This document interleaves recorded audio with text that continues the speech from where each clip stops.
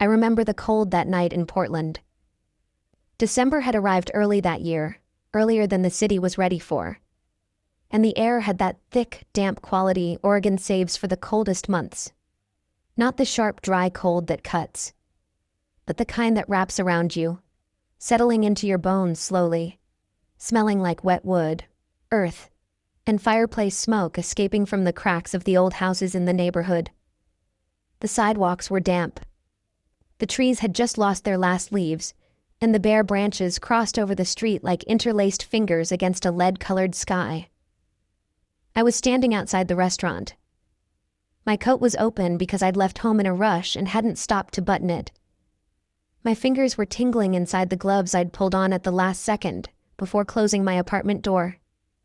My heart was beating at a rhythm that wasn't exactly anxiety but wasn't calm either. It was that middle ground, that suspended state where the body knows something important is about to happen, but the mind is still trying to convince itself it's no big deal. It's no big deal. It's just a dinner. It's just a person you've never met. It's just a night. I had rehearsed those lines the entire Uber ride. They hadn't worked. Meredith, my best friend since the first day of college, the most stubborn, loving, and annoyingly perceptive person I've ever known, had spent 3 whole weeks convincing me that I needed to go out. Really go out. Not just go to the market on Saturday morning with my hair up and a list on my phone. Not working late on a project that had been good enough 2 days ago. Not spending an entire Friday on the sofa with a book, a cup of tea, and the quiet satisfaction of not having to talk to anyone. Go out. Sit at a table. Look at someone. I had said no so many times that the word had lost all its weight. No. No. Meredith, no. I'm not ready. I don't want to. It's not the right time. I don't have the energy. No, thanks, really no. But then she told me who the woman was. She told me her first name, but not her last. Meredith was too smart. She knew that with a last name I'd go looking. She knew a name alone does nothing, that a name is just a sound. It's images that move people. So she painted a picture. A woman who had built something from nothing. Who had arrived at her first job after college with no money, no network, and nothing but an idea and a specific kind of stubbornness. The kind that refuses to accept that the existing path is the only path. Who had bought a small property with 2 years' worth of savings and turned it into something people looked for, something they chose, something they remembered. And then another. And then another. And now she had 12, scattered across 4 states, each with its own identity, each one chosen personally, without delegating, without outsourcing what mattered. A woman with a smile, Meredith said, that makes you forget where you were. And I agreed. Not because her wealth impressed me. Not exactly that. It was more of something I wouldn't have known how to name properly at the time. A kind of curiosity Meredith had carefully lit, like someone lighting a candle in a dark room without asking if you wanted the light. I had to see. I needed to know if the world could still surprise me like that, the way you look at someone and something shifts. So there I was, on the sidewalk, with my coat open and my fingers tingling and my heart in that suspended rhythm. I looked at the warm lights leaking through the restaurant window, at the shadows of the people inside, at the steam rising from the grates on the sidewalk and disappearing into the cold air. I took a deep breath. And then I went in. Prepare yourself for a light sleep. There was no neon sign on the facade, no laminated menu in the window, no photos of dishes taped to the glass. There was just a dark wooden sign with the name engraved in discreet gold lettering, and an oak door with a forged iron handle that had that specific weight of things made to last, the kind of weight you feel in your palm that tells you, before you even step inside, that whatever is on the other side was crafted with care. When I opened that door, the outside world stayed behind. The chill of the street stayed behind. The noise of the cars stayed behind. The particular rush of people who still had somewhere to be on that December night stayed behind. All of it was replaced, in a single transition, by a wave of warmth and aroma that reached me before anything else. Butter. Rosemary. Something slightly woody that took me a moment to identify. Oak burning in a fireplace somewhere in the back. And underneath it all, very soft, almost subliminal, the scent of candles that had been burning for hours. The kind of smell that isn't perfume, but presence. It told you that this space had been inhabited in a specific way long enough to leave a trace. I stood still for a second at the entrance. Not out of hesitation, out of adjustment. The kind of pause the body makes when it needs a moment to shift modes, from being on the street to being inside a place that demands a different kind of attention. The dining room opened up before me with that perfect proportion good spaces have. Hard to describe technically, but felt immediately. Neither too large to be impersonal, nor too small to be claustrophobic. The walls were old brick, the kind that time darkens from beige to something closer to a brownish gray, and there were candles everywhere they would fit. On low iron holders on the tables, in wall niches, in small clusters on the back bar. There were no harsh artificial lights. The lighting came from the candles and a few low, amber lamps that complemented without dominating. The result was that kind of light that softens everything, blurring the hard edges, warming the tones, making the space feel both more intimate and more beautiful than it probably was in broad daylight. The tables were solid wood, with linen napkins folded in simple shapes. The water glasses caught the candlelight and scattered irregular golden reflections across the ceiling, as if there were a second dining room up there where the flames danced. There was music, soft jazz, piano, double bass, and the suggestion of a drum kit more than the sound of the drums themselves. The kind of jazz that exists in the space between you and silence without bothering either. It stayed there, faithful, filling the air in a way you only notice when you stop. The maitre d' approached with the kind of smile that is exactly right. Kind without being effusive, attentive without being invasive. "Good evening. Reservation?" "Holloway," I said. The last name Meredith had given me over the phone, in a conversation I had repeated in my head about 3 times during the Uber ride. "I'm meeting someone." "Of course. This way, please." He led me through the room. We passed a couple's table where they were talking with that particular intimacy of people who have known each other so long, they no longer have to try. Who can stay in silence without that silence meaning anything other than silence. We passed a table of 4 where a celebration was happening. Glasses raised. That low, satisfied laughter of people having a good moment in life. We passed a woman alone with a book open next to her plate, reading between bites with the ease of someone who does it often, as if eating alone with a book were the most natural way in the world to spend a Tuesday night. I watched her for a fraction of a second, and thought she looked completely at peace. And then we reached the back of the room, where the fireplace was. It was a stone fireplace. Tall, occupying almost that entire back wall, with the particular solidity of things built before, there was the temptation to build everything lighter. The stone was dark gray, irregular, with that character of something taken from one place and reset that the best fireplaces have. The fire was burning with that specific maturity of fires that have moved past the initial stage of high flames and frequent crackling and reached the stage of well-fed embers. Less dramatic, more constant, hotter. The heat reached me in waves as I approached. That soft, deep heat you feel first in your shoulders and then in your face. Completely different from the heat of a radiator, because it has presence, variation. That living quality of things that burn. And there was a table near the fireplace. And there was a woman sitting at that table. She was looking at the menu.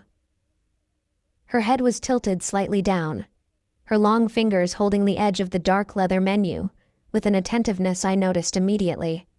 And that told me something before anything else could.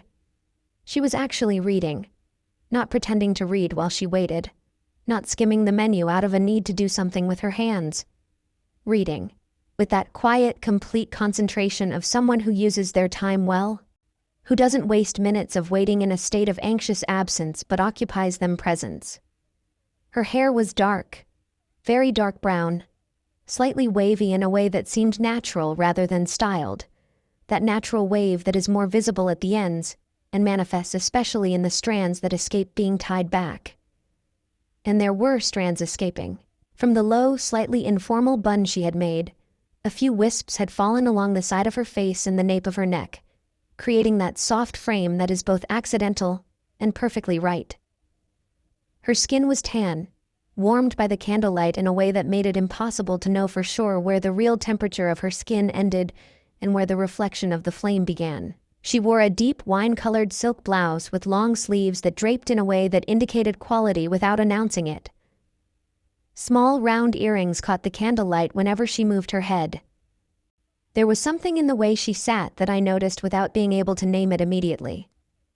A kind of presence with herself. Not tension, not excessive relaxation. A kind of inhabiting. The kind of posture of a person who is completely inside their own body, who is neither shrinking nor expanding beyond their space, but simply occupying the place they have. The maitre d' slowed his pace to announce me. And it was exactly at that moment, in that specific second, before a word was said, before any sound disturbed the sequence, that the woman looked up from the menu. And I stopped walking. It wasn't a decision. It wasn't a conscious choice to stop.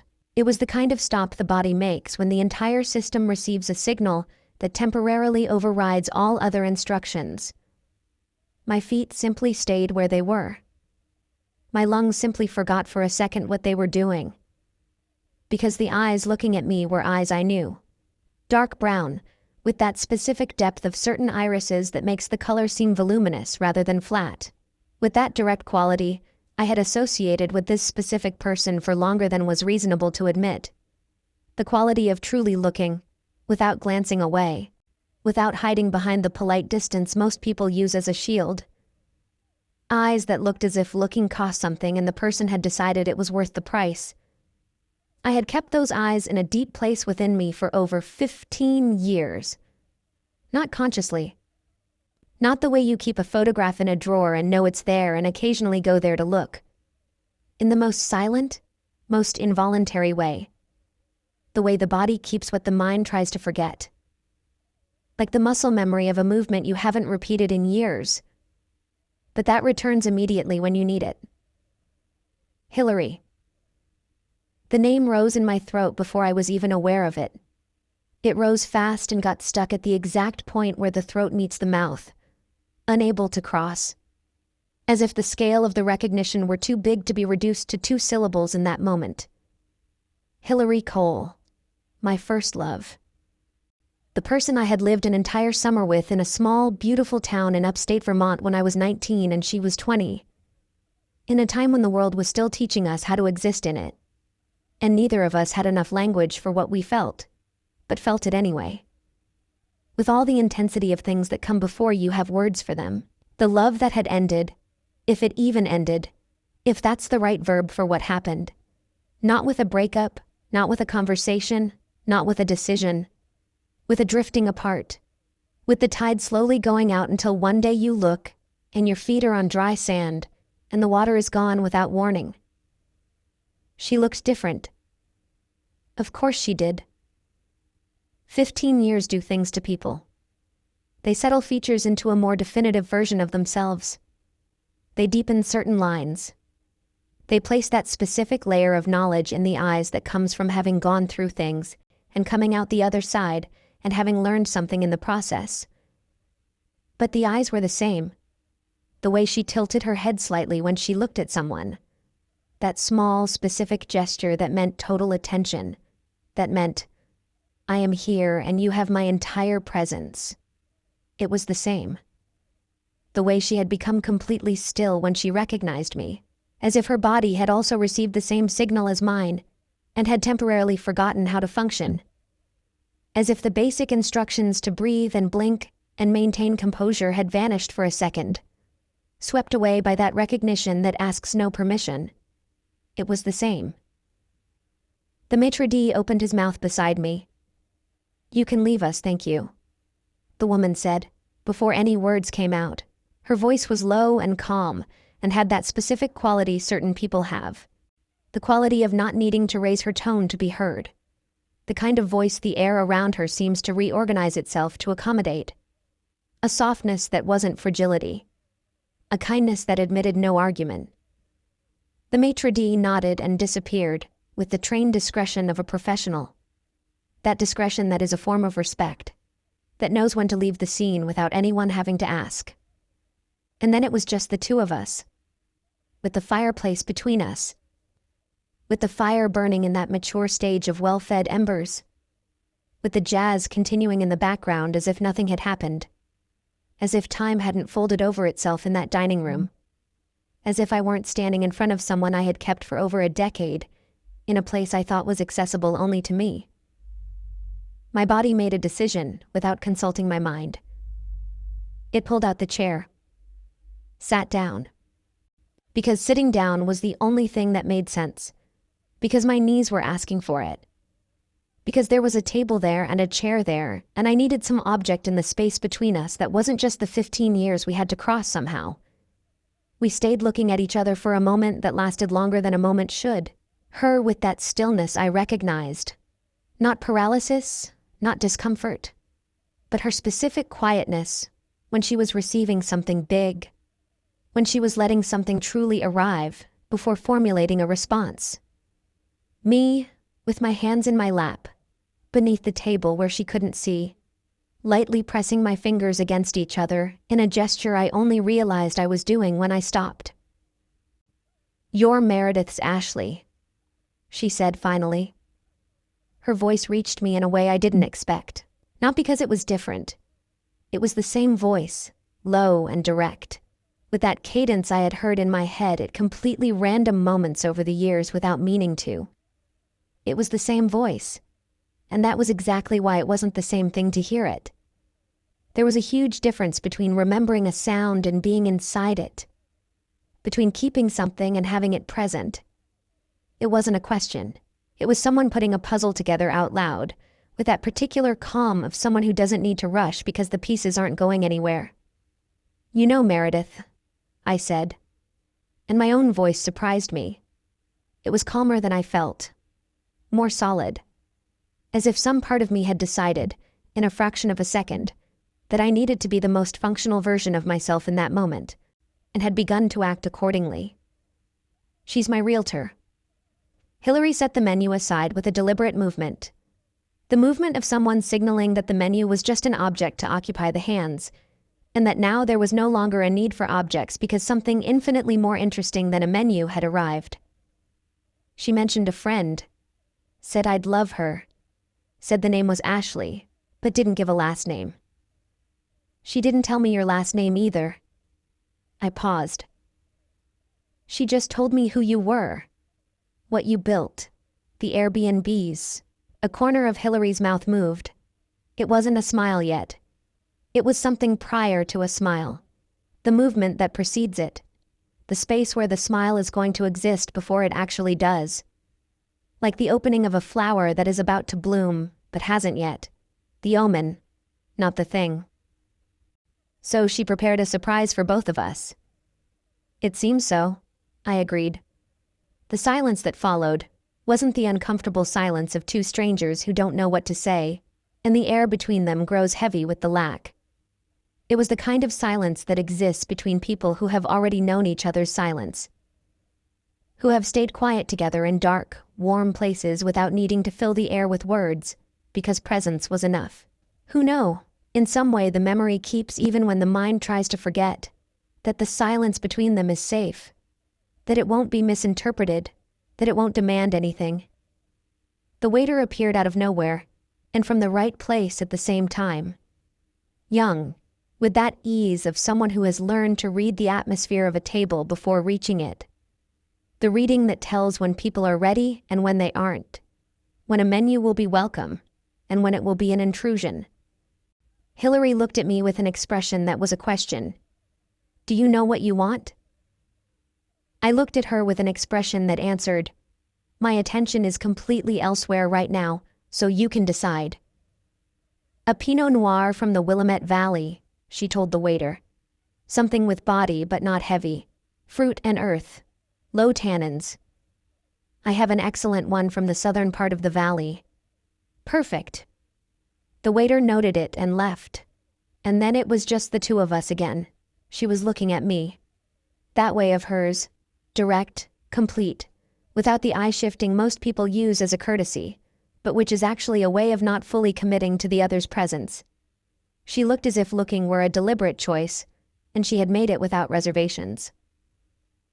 "How are you, Ashley?" 4 words.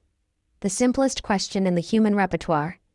And at the same time, the most complicated in that specific moment, from that specific mouth, with those eyes behind it. Because it wasn't the question people ask as a greeting, as a ritual, as a way to start a conversation without having to commit to what the conversation will contain. It was Hillary asking me for real. With that quality of attention I had learned to recognize as one of her most specific trademarks, the quality of truly wanting to know, of truly being present for the answer, whatever it might be. I needed a second. "Good," I said slowly. I let the word exist for a moment, checked to see if it was true, and decided it was true enough. "I'm good." A pause. "You?" "Better than I've been in a while," she replied, with an honesty so quiet and so direct that it disarmed me in a way I didn't expect. There was no self-pity in it. No veiled invitation for me to ask what had happened, to play the role of the person who probes, who offers a shoulder, who asks more. It was just a clean declaration of a state of things, said by someone who had learned to speak about where they were without needing the other to feel pity or concern. There was maturity in that. The maturity of someone who went through hard things and came out the other side, not without scars, but without the need for the scar to be the center of the conversation. The wine arrived. The waiter filled both glasses with that precise circular movement good waiters develop, without spilling, without hesitating, without making the simple act of filling glasses an event. Then he disappeared back into the room, silent as he had arrived. Hillary raised her glass with a lightness that wasn't performed ease. It was the lightness of someone who decided to be present in that moment. Completely present, without reservations. Even if the moment is strange and huge and filled with years that stayed in between. "To surprises," she said. I raised mine. "To surprises." We drank. The wine was exactly what she had asked for. It had that specific character of Willamette Valley Pinots. Damp, fertile earth underneath, ripe, but not sweet cherry. That very soft floral note that appears and disappears before you can pin it down. A tannic quality that was there but didn't dominate. A wine that conversed instead of declared. I kept it in my mouth for a second before swallowing. Hillary did the same. Her eyes slightly lowered to the glass. That small, specific concentration of someone present in what they are drinking. "You savor wine like that," she said. Not as a criticism. As an observation from someone who noticed something and decided to say it. I learned from someone who used to say that drinking too fast is wasting the conversation the wine is trying to have with you. A silence of exactly 1 second. That sounds like something I would say. "It was you," I admitted. The smile that had been waiting in the omen finally arrived, slowly, from the left side first, in that asymmetrical way that was her real smile. Not the polished smile, not the courtesy smile, but the smile that came out when something actually reached her. It reached her whole face. It reached her eyes. "You remembered that," she said. "I remember a lot of things," I said. And the night began. Before I get into what actually happened at that table, I need to tell you about Meredith. It's not because she's the lead in this story. She isn't.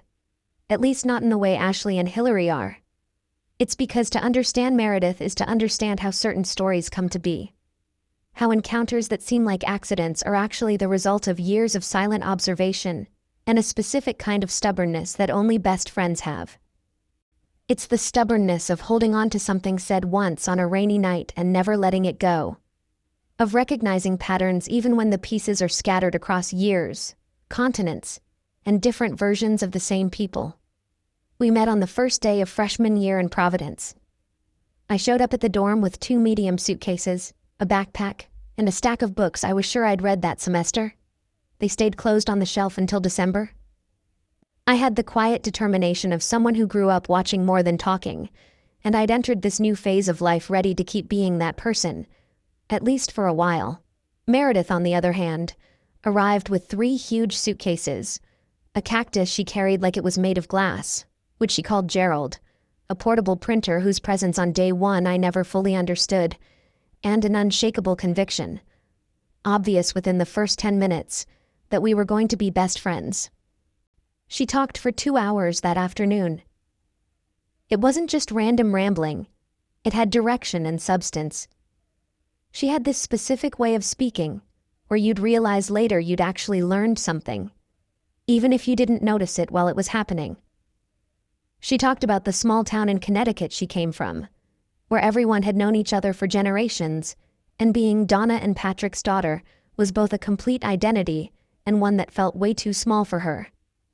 She talked about her major, chosen after 3 failed alternatives, and a marathon conversation with her mother that ended with both of them crying for slightly different reasons, but reaching the same conclusion. And she talked about Gerald, the cactus, a gift from a teacher who told her that cacti survive almost anything, and that it was a metaphor. But she should take the plant anyway because abstract metaphors are harder to look after than concrete things. I listened to all of it. I gave her that kind of attention I save for people who are worth it. Not just polite attention, but something deeper, more real. And at the end, when she finally stopped to breathe, because she always stops eventually, not because she runs out of things to say, but due to physical limits, she looked at me with these honey-colored eyes that make you feel like you're being seen with care, not just curiosity. She said, "So, are we gonna be friends?" As if it were still an open question, as if the previous 2 hours hadn't already settled the matter. I said yes. It was the best decision I made that year, and maybe one of the best I've made in all the years since. The space between us. 2 years later, Meredith was the one who pushed me to go to Vermont. I'm not the type of person who goes around telling everyone everything about my life, but Meredith had created, over those first 2 years of friendship, the kind of space where important things can be said without feeling too big for the room. A space built on cheap wine, the floors of rented apartments, rain on the window, and that specific quality of young friendship, where you're still figuring out who you are. Having someone who accepts you during that process is the most valuable thing there is. On one of those nights, with a bottle of mediocre Merlot between us and the October rain hitting the glass, I told her everything about Hillary. Not just the texts, all the details. I was so excited and she just listened, loving every second of it. She didn't make that face people make when you tell them something shocking, and they try to pretend they aren't surprised. Meredith didn't do any of that. She just sat there, cupping her glass with both hands, her eyes on me, listening. Truly listening. The kind of listening that is an action, not just an absence of speech. I told her how we met, about the inn, the shifts, the early morning trails, the courtyard under the stars. I told her about the first kiss, and how the summer changed after that. About how careful we both were, the gentleness of not forcing something that was still forming. About the last day, the suitcases on the gravel parking lot, the "Boston is only 4 hours from Providence" promise, and the distance that eventually set in with the silent cruelty of things that end by erosion. One of the things she asked was, "It sounds like she's going to be one of the people who marks your life the most, huh?" And she was right. It felt like a quiet statement of something that had become clear over the last 40 minutes of my story. Not new info, but just naming something that was already there. Words help sometimes. I think so, yeah. And Meredith simply tucked away what I'd said the way the best people keep secrets. With care, without weight, without pulling it out at the wrong time or using it as ammo in future conversations. She held on to it. She kept holding on to it for years, all through college, grad school, different cities, relationships that came and went, projects, jobs, and those late-night phone calls that distance changes but doesn't make any less real. She held on to it until the day, years and years later, when she became a real estate agent. One of her first big clients was a woman who came to her through a referral. Someone who bought properties in different styles with the quiet determination of someone who knows exactly what she's looking for and isn't willing to compromise on the details. A woman who picked every property personally, who had firm opinions on atmosphere, scale, and the kind of silence a place should have. Her name was Hillary Cole. Meredith didn't tell me right away. I only found out later, on the night she told me everything, in a long conversation that blew past the 2-hour limit I thought we had. She told me it took her a little while to put the pieces together. There was a detail in a conversation that seemed too specific to be a coincidence. Then another. And then she asked the right question, in a way that was just indirect enough to get confirmation without Hillary realizing she was being outed. And that was the moment Meredith made the most stubborn and generous decision of our entire friendship. The setup. She called me on a Sunday morning with that voice. I know Meredith's voice when she has a plan. It has a controlled lightness to it. The tone of someone trying to sound casual about something they've been thinking about since before breakfast. A cadence that's slightly faster than normal, which she tries to compensate for by speaking slower than normal. The net result is a normal speed, but with that specific, prepared quality. Ash, I have a client. She's amazing. Meredith. She's successful, built something from nothing, has a collection of luxury properties across the state, each one hand-picked with the kind of attention to detail you'd love. She doesn't delegate what matters. Meredith. Just one dinner, one time. If you don't like her, I'll never bring it up again. You know I'm going to have to say the word no with a lot more emphasis than I usually use. She has this way of looking at you that makes you feel like you're the only person in the room. I've seen it myself. I paused. How do you know how she looks at people? Because when I found the right place for her, a property in Maine she'd been looking for 6 months, she looked at me that way, and I was speechless for about 10 seconds. You're never speechless. Exactly. That hung in the air for a moment. And what's her full name? Hillary. I'm not giving you the last name. Why not? Because I want you to go in without any expectations. I want you to just go and see. Just one dinner? Just one dinner. If you don't feel anything, if you want to call me on the way home to complain about me, I'll take it. I'll never mention it again. I paused longer than before. Something was moving deep inside, that small, persistent thing you think you've learned to stop listening to, which occasionally lifts its head just to see if there's still room. Just one dinner, I finally said. Just one dinner. And I went. But the story that matters started long before that night in Portland. Before that table, that fireplace, that wine, and the 15 years that stood between us like a territory that needed to be crossed. It started in a summer, the summer that lasted longer than any other summer of my life. Maple Hill Inn. I was 19. I'd finished my freshman year in Providence with that specific feeling of someone who spent 12 months in a brand new place and learned a lot, while simultaneously discovering the sheer scale of what I didn't know. I'd gone back to my parents' house in New Hampshire for 2 weeks, not knowing what to do with myself, and then headed to Vermont because I needed money for sophomore year. My cousin Cassie had a contact at a small inn in the countryside that hired students for the summer. The Maple Hill Inn sat on 5 acres on the outskirts of Woodstock, one of those towns that exists in Vermont, the way certain towns exist in certain regions, the most defined version of itself. White-painted wooden houses, a central square with a gazebo, a general store that sold artisanal cheese and local honey, the surrounding landscape, rolling hills, forests of maples and birches, and that specific Vermont green that is wetter, more saturated, and more alive than anywhere else. The inn looked exactly like what the word inn brings to mind when you close your eyes. A front porch with wooden chairs where guests sat in the late afternoon with books and iced tea.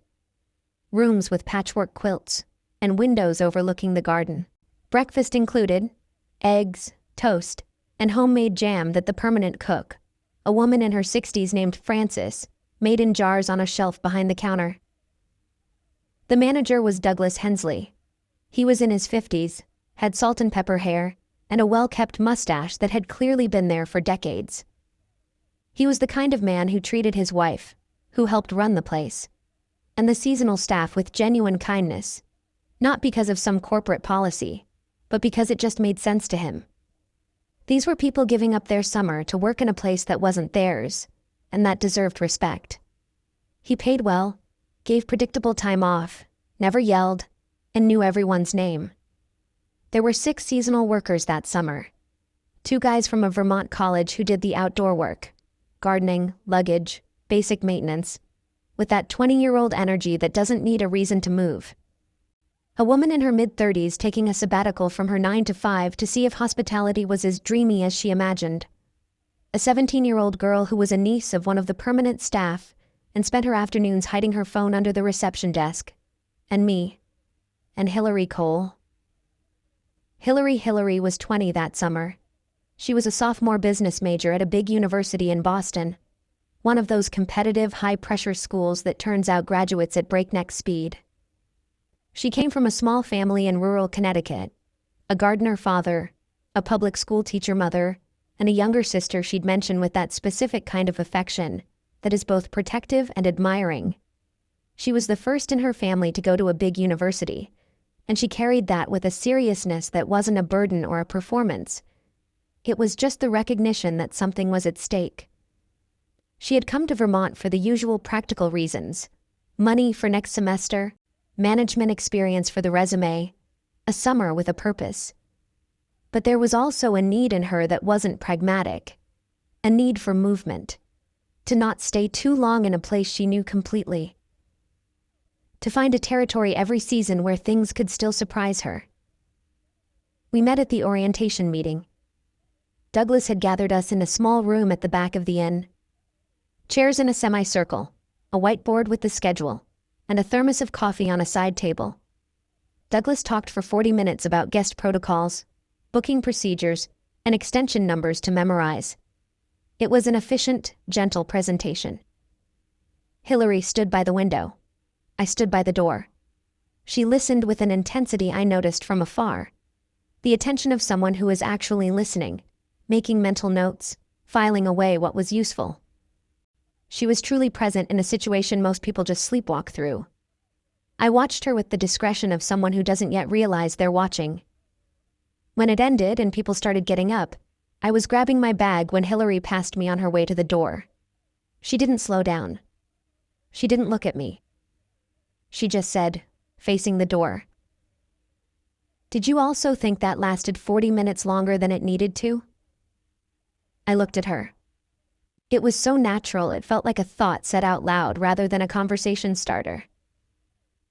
50, I said. She stopped. Slowly, with the economy of movement of someone who doesn't waste gestures, she turned around. She looked at me head-on for the first time. It was a look I'd later described to Meredith as the look of someone deciding, not judging, but evaluating with genuine focus. After a second that felt long enough, she smiled. It was a small, lopsided smile, stronger on the left side. It felt like something that happened rather than something she did. The smile of someone who found something they weren't expecting. "Hillary Cole," she said, holding out her hand. "Ashley Brennan." Her hand was firm, dry, and a little warmer than I expected on that cool June morning. "Well," she said, 50 minutes it is." And she left. Just like that. No long conversation. No cinematic moment where we both immediately recognized our souls. Just an observation, a response, a smile, and a handshake. The most modest beginning possible for something that would take me 15 years to fully understand. Small things. The weeks that followed were built on small things. They always are. The things that stick are built on accumulated presence. Details you don't record consciously but that the body holds on to. You only see the pattern when you look back. I learned that Hillary drank her coffee very hot.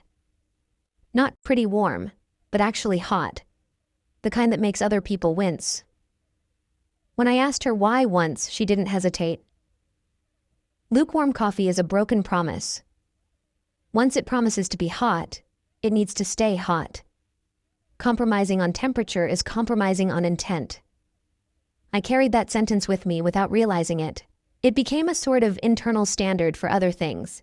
The idea that intentions have a temperature, and that being lukewarm about things that should be hot is a minor but real form of dishonesty. I learned she read during lunch if she thought no one was looking. There was a small book in her apron pocket. Different every week, but always small enough to fit. She'd open it with the care of someone reuniting with a friend. I learned she knew the name of almost every wildflower on the property. We were hiking on a day off when she stopped in front of a bush. She stayed there for almost 2 minutes. Queen Anne's lace, she said. Some call it wild carrot. Same plant. The name just depends on what you see first. The beauty of the flower or the use of the root. When I asked where she learned that, she said her father was a gardener. Naming things is a way of respecting them, she told me. You can't really see something you haven't named. And she learned about me too.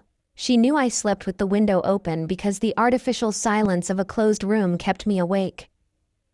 She knew about the little notebook I used before bed. Not a diary, but a place to dump thoughts so they'd stop circling my head. She knew about my quiet, constant fear of not knowing what I wanted to be. The feeling of being at a crossroads without a map. She listened to that with focus. She never told me not to worry or that it would be fine. She just asked, "What do you love doing when you're not thinking about whether you should be doing it?" I was silent. Then I said, "Observing places, the way things are arranged, how light changes the same space at different times."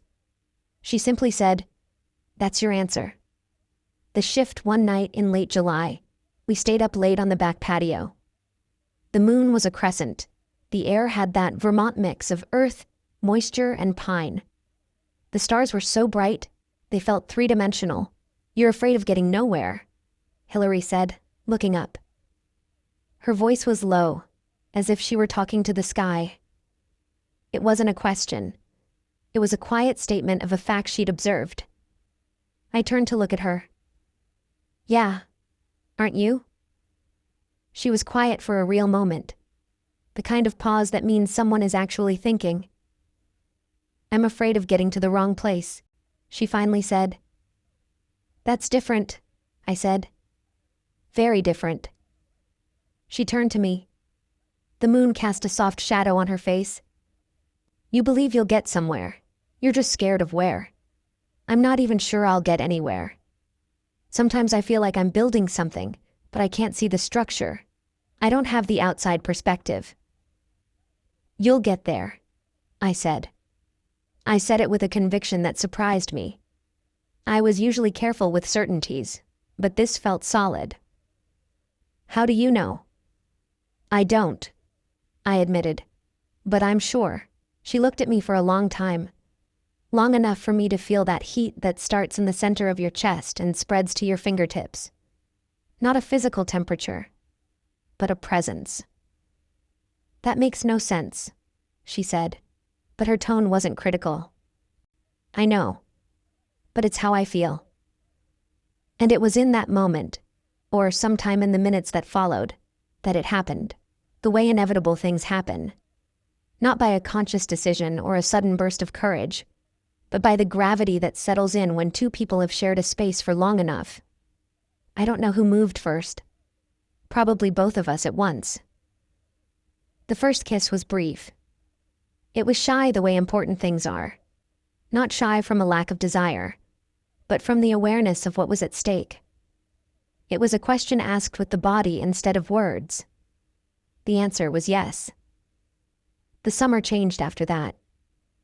The same places, but with a different light.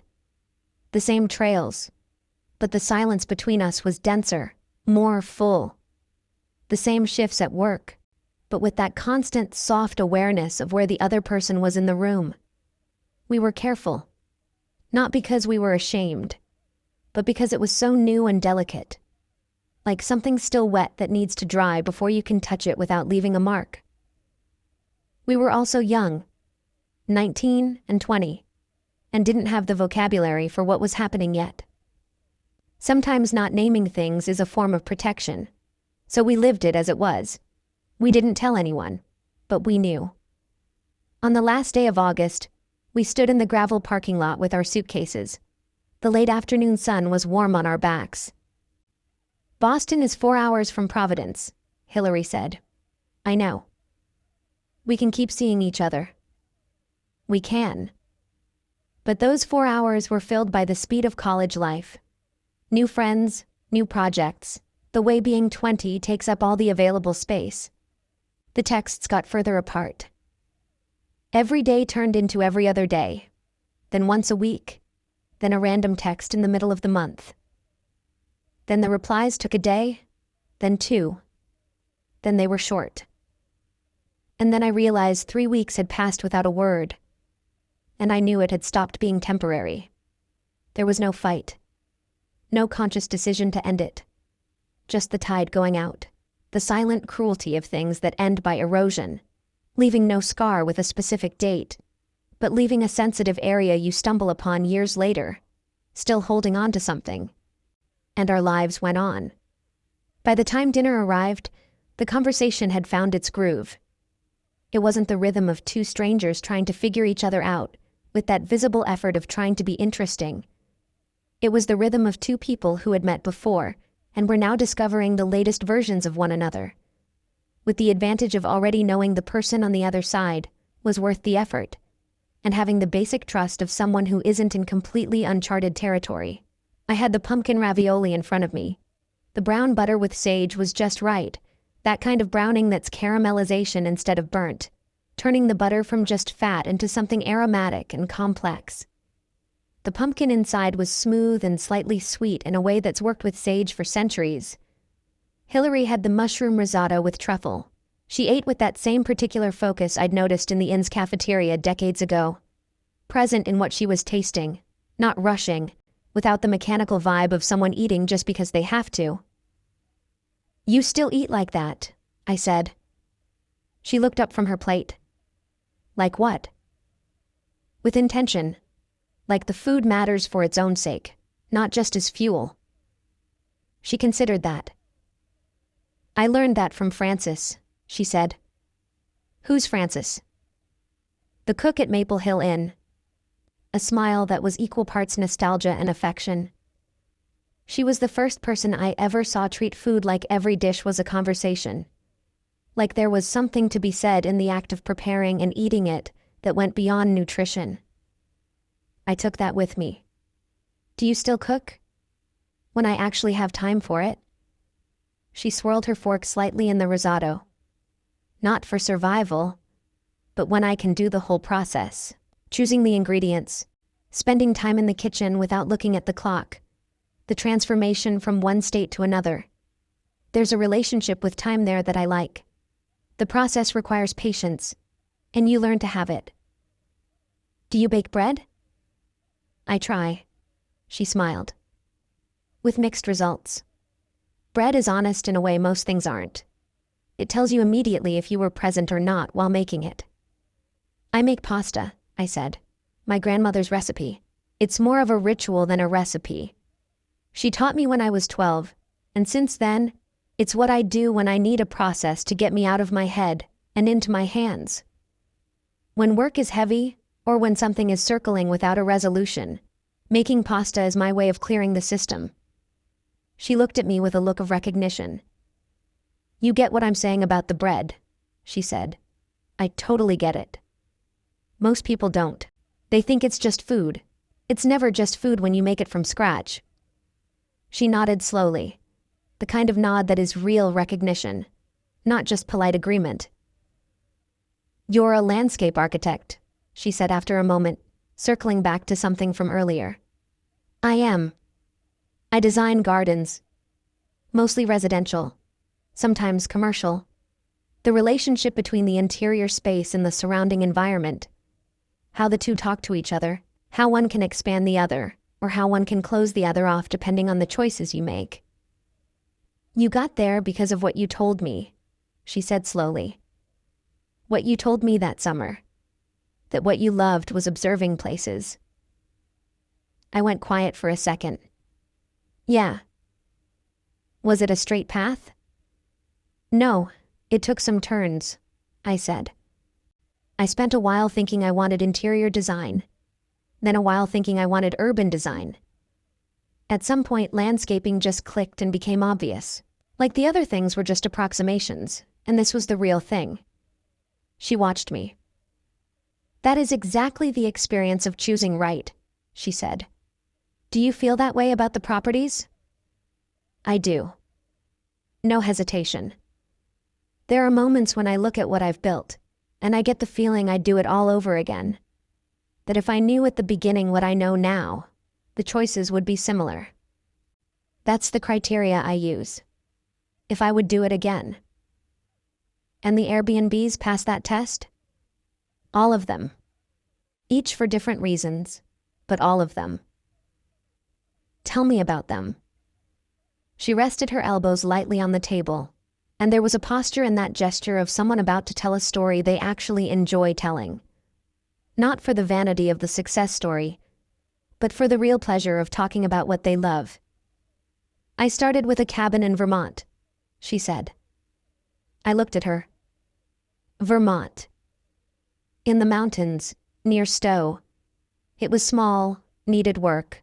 The previous owner hadn't taken care of it, but it had a stone fireplace and windows that looked out at the mountains, and a silence that was the right kind of silence. What kind of silence is the right kind? She thought about it. The kind that isn't an absence, she said. The kind that has its own presence. That says, here you can be quiet, and the stillness will give you something back. The silence of places that have been lived in carefully for a long time. They have accumulated history, but not in a way that weighs you down, in a way that supports you. I sat with that for a moment. You went to Vermont on purpose, I said. Not as a question. She looked at me. I did. You knew. I knew when I got there. Her voice dropped slightly. I stayed for 3 days before deciding on the purchase. On the second day, I went hiking on the property's trails and I recognized it. Not the specific place, the type of place. The quality of the air, the angle of the light, the smell. And I understood why I had chosen Vermont out of all the possible places. Because of the summer. Because of the summer. She held my gaze. Not consciously, not with an agenda.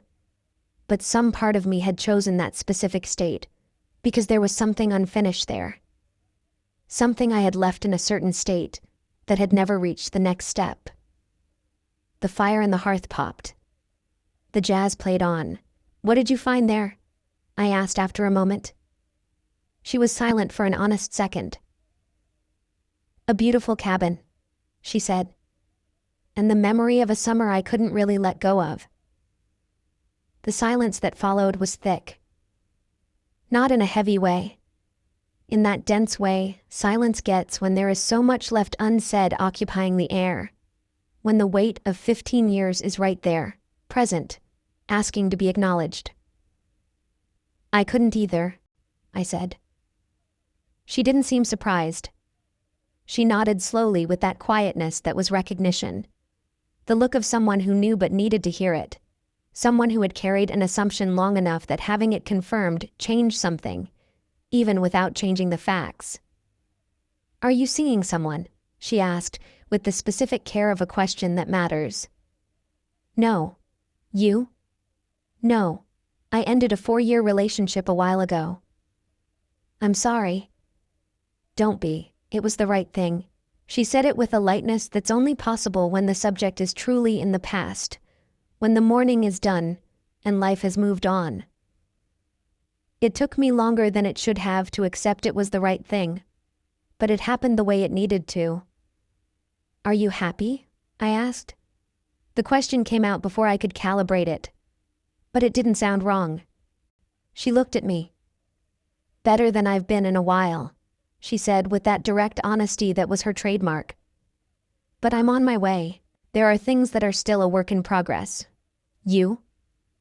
I'm on my way too, I said. Some things turned out differently than I expected. And some things turned out better. The total is different than what I imagined, but when I compare it to what I actually want, instead of what I thought I'd want, it feels closer than before. That's an honest answer. I learned to give honest answers from someone who wouldn't accept anything else. She smiled. That person sounds hard to please. She was demanding, I agreed, in the right way. Can I ask you something? She said after a moment. Sure. Did you think about me? In all those years. Direct. No beating around the bush. No protection. No distance. Hillary asking what she wanted to know in a way that left no easy out, respecting both of us enough not to use subtext. I put my fork down. Yes, I said slowly, weighing every part. In different ways at different times. Sometimes with nostalgia, the kind that hits you by surprise when you're doing something mundane and you suddenly realize you're thinking about a place or a moment that had you in it. And sometimes with something else. A question. What kind of question? The what if kind, that you know you can't finish without imagining a different life than the one you lived, I said. The kind you keep without answering, because answering would cost something you're not sure you're ready to pay. She listened without looking away. Me too, she finally said, very softly. More than was reasonable, given how much time had passed. More than I would have liked to admit to myself. And yet, the fireplace popped again, a short dry crack, the sound of a wood knot giving way in the embers. The fire returned to its steady glow. Hillary. Ashley. What is this? What's happening here? She knew what I was asking. I didn't need to elaborate. I don't know exactly, she said, with that honesty that was a refusal to fake a certainty she didn't have. But I don't think it's an accident, even if Meredith thinks it was her idea. I laughed. She laughed too. And it was in that laugh, small, shared, born from the same thing, with that specific lightness of things that exist in the present instead of the past, that something loosened in me, something I hadn't realized was tight. Some internal muscle that had been tense for longer than necessary, and that laugh had convinced it to rest. The bar, the snow, the path. We left the restaurant at 10, and it was snowing. Not the heavy snow that shuts down roads and ruins plans. The light Portland in December snow, that almost unreal kind, fine flakes that land on your shoulders and eyebrows and windowsills, making the city quieter without making it hard to be out. The kind of snow that sits between you and the noise like an extra layer of silence. The air had that specific quality of snowy nights. Cleaner, colder in a way that's different from dry cold. A cold that has texture, that you feel inside your nose when you breathe deep. It smelled like pine and the faint smoke escaping a nearby chimney. We stopped on the sidewalk. The street ahead was calm. The sodium streetlights made the damp asphalt glow with a yellow-orange light that is one of the specific things I love about Portland. That lighting from another era that some cities replaced with LED, and others kept by inertia or choice, making the city feel a bit older, a bit more like itself. There were Christmas lights in the trees of some shops. Not the excessive kind, but the discreet kind. Strings of cool white light visible through the branches that, in the context of the light snow and the amber poles, created an effect that was both nostalgic and completely present. There's a bar 2 blocks away, Hillary said. Bourbon hot chocolate, ridiculously good. I looked at her. Are you inviting me? I am. No hesitation. Unless you have to go. I thought about my apartment, the comfortable, predictable silence waiting for me. The book 3/4 finished on my nightstand. The tea I could make and drink alone on the sofa with the cat tucked against my feet. I thought about Hillary Cole with snowflakes in her dark hair, and those eyes I'd carried for 15 years that were now 6 feet away from me, present in a way memory can never fully replicate. "I don't have to go," I said. The mast was tucked in an alleyway connecting the avenue to a residential street. The kind of place you don't discover by accident unless someone takes you, or you know the neighborhood like the back of your hand. There was no neon sign, just a number on the wall, and a frosted glass window with amber light escaping in a way that felt more like an invitation than an announcement. Inside, it was exactly the kind of place you'd imagine. Small, with a low ceiling supported by dark wood beams. Thick wooden tables marked by the years, a mix of chairs, some wood, some metal, and near the cast-iron fireplace on the back wall, 2 worn leather armchairs, the kind that have softened in all the right places from real use, not fake aging. There were only a few people. A couple at a center table with the specific intimacy of 2 adults who know each other well and are having a real conversation. 2 men at the bar looking at their glasses more than each other, but clearly together in a way that didn't need constant eye contact. A woman alone with a book and a red wine who didn't look up when we walked in. The bartender was a woman in her 40s, short hair, a tattoo on her left forearm that showed when she moved. Stylized, delicate flowers, contrasting with the firm way she handled the glasses. She greeted us with a nod without stopping what she was doing, which was the right way to greet someone in a place like this. We sat in the leather chairs by the fire.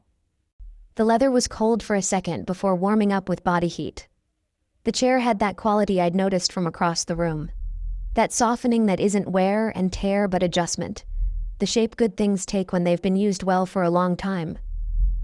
The hot chocolate arrived in wide, thick ceramic mugs. The kind of good ceramic that gets warm along with the liquid and holds the temperature much longer than glass or fine porcelain. The whipped cream on top wasn't the industrial, pure white kind. It was slightly yellowish, with that lightness only fresh whipped cream has, melting slowly into the chocolate instead of sitting there like a lid. The cinnamon stick across the mug finished the aroma in a way that made it impossible not to smell it before drinking. And the bourbon was there, integrated in a way you felt on the way down. Not as alcohol, but as that woody, smooth warmth of good bourbon mixed with something complementary, expanding the cocoa instead of competing with it. We sat in silence for a moment with the mugs in our hands and the cast-iron fireplace in front of us. A more contained fire than the restaurants. More domestic. The kind that warms a small space without needing to be spectacular. Through the frosted glass window, the blurry silhouette of snowflakes falling against the amber street lamplight. "Can I ask you something?" she said. "Sure. What actually made you come tonight?"